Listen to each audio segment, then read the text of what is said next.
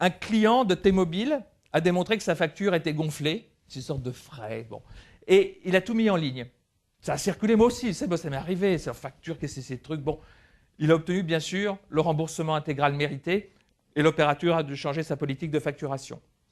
Un client mécontent a accès gratuitement à 1,750 milliard de personnes, ce qui peut causer des dégâts. Sur Internet, il n'y a plus de piédestaux, il n'y a que des arènes. Chacun est à la même hauteur que l'autre. Les clients sont collectivement en situation de supériorité. Un anonyme qui dénigre a plus de poids qu'un institutionnel qui rassure. Les mauvaises nouvelles vont vite. Si vous dites qu'il y a de la morora dans un soda, la planète le sait en quelques secondes. Si vous dites qu'il y a moins de calories, il faut 10 ans. Les mauvaises nouvelles vont vite, les bonnes nouvelles vont lentement.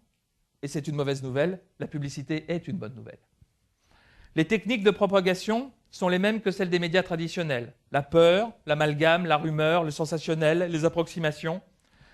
Mais c'est aussi un extraordinaire moyen de faire éclater la vérité. Saluons la liberté d'expression, même si elle a un petit coup que je viens d'expliquer plus haut.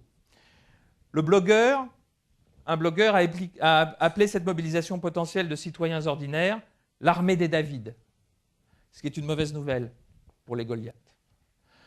Lorsqu'une telle crise attaque une marque, la fuite n'est pas une issue. Nier les faits n'est pas une option. Le réseau est plus fort que vous. Poursuivons la compréhension de ce transfert de pouvoir vers les individus grâce à l'accès intégral à l'information. Parce que comme chacun sait, l'information c'est le pouvoir. Des années 50 à 80, les grandes marques maîtrisent l'usage des campagnes de télévision, elles ont les chiffres d'audience et elles conjuguent ça avec la parfaite maîtrise des cycles de leurs produits. La combinaison des deux leur donne un vrai contrôle du marché. Dans les années 80, avec l'apparition du code barre, la grande distribution dispose d'une quantité d'informations considérable sur la consommation des produits. Elle dispute alors aux marques le contrôle du marché. Au XXe siècle, avec l'Internet, avec les moteurs de recherche, les comparateurs de prix, les réseaux sociaux, ce sont les consommateurs maintenant qui disposent de phénoménales ressources en information et c'est eux qui prennent le pouvoir. Le consommateur isolé, naïf, ignorant et passif, gavé de télé des années 70, a disparu. Le consommateur en réseau n'est plus un mouton, c'est un chasseur. À vous de trouver les moutons. Aux États-Unis, selon Business Week, 70% des consommateurs recherchent de l'information sur Internet à propos des produits qu'ils envisagent d'acheter. Et 40% comparent les prix en ligne. Selon Jupiter Research, 50% des 18-24 ans, nos amis, sont directement influencés par les commentaires sur les réseaux lorsqu'ils ont des décisions d'achat à faire. Et 9 sur 10 annoncent comparer plusieurs sites lors d'un achat en ligne. Par ailleurs, 7 lecteurs sur 10 des avis et commentaires sur le net les transmettent à leurs relations. Toutes les industries, tous les groupes, toutes les marques vivent actuellement cette révolution et se posent souvent deux grandes questions. Première question, comment intégrer la conversation ? Si la conversation électronique est le lieu de décision pour la consommation de mes produits, comment intégrer et participer à cette conversation ? Seconde question, ça va être très beau là. Comment intégrer l'intelligence collective ? Si l'intelligence collective issue du réseau est une des clés de la compétitivité, comment l'intégrer à mes produits et à mes services ?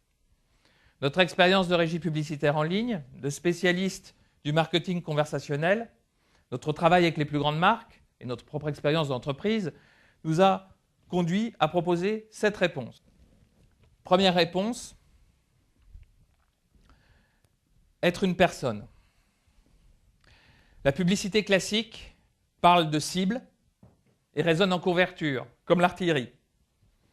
La publicité, cette publicité-là, a beaucoup de vertus, mais elle se révèle insuffisante sur Internet. Car dans un monde horizontal où chacun est l'égal de l'autre, c'est le cas du réseau, on écoute peu ou pas quelqu'un qui ne répond pas. Imaginez la conversation que vous pourriez avoir avec quelqu'un qui ne vous répond pas et qui n'arrête pas de vous parler. Qu'est-ce qu'une personne ? Une personne me considère et me respecte. une personne me répond. Un vrai échange avec une personne nous fait évoluer l'un et l'autre. Je connais les motivations d'un ami. Je peux fonder un lien affectif. Je peux avoir confiance. Or, il existe une vraie demande de confiance et de compréhension de la part des consommateurs vis-à-vis des marques. Et donc, parler ne suffit plus. Il faut aussi savoir écouter. La sympathie, c'est bien. L'empathie, c'est mieux. Sur Internet, une marque n'existe que si elle est une personne. Deuxième réponse. Engager la conversation. La publicité doit séduire. La conversation doit convaincre. La publicité est unilatérale et optimiste. La conversation, quant à elle, est contradictoire et critique. Mais c'est ce qui lui donne sa valeur. Entrer dans la conversation, c'est fonder un nouveau lien de confiance. Ce nouveau lien de confiance ne vient plus de l'habitude, de la répétition, de la puissance, de l'autorité, de la tradition, ce qui faisait la valeur d'une marque dans le passé. Il vient de la compréhension, de l'écoute, du respect, de l'accessibilité, des valeurs, de la consistance et de la vitesse à répondre juste. Ce nouveau lien de confiance est d'autant plus nécessaire que la marque traditionnelle s'est érodée dans l'univers que je viens de décrire parce qu'elle a continué d'agir comme si elle bénéficiait encore de son statut ancien. D'évaluer, car souvent n'ayant plus ses repères, attaquée par les marques distributeurs et mise en concurrence par les comparateurs, la marque, parfois, peut ne plus savoir comment faire la différence. Comment donc faire la différence aujourd'hui? Aujourd'hui, une marque va susciter la confiance parce qu'elle sera horizontale, parce qu'elle sera une personne. C'est la meilleure réponse et la meilleure riposte à la dédifférenciation. C'est la conversation qui fonde un nouveau lien de confiance. Et cette confiance est la nouvelle valeur ajoutée de la marque. Il n'y a plus de confiance a priori aujourd'hui, hein, c'est vrai. Mais il y a une défiance a priori. La confiance, il faut la gagner. Et pour cela, la marque doit être ressentie comme étant du côté des consommateurs et pas contre eux. La marque doit montrer non seulement comment ses produits vont améliorer notre vie, ça c'est la publicité, mais elle doit prouver, ce n'est pas la publicité, comment elle prend soin de nous après la vente. Un bon exemple vient des centres d'appel. C'est très intéressant d'étudier comment fonctionnent les centres d'appel.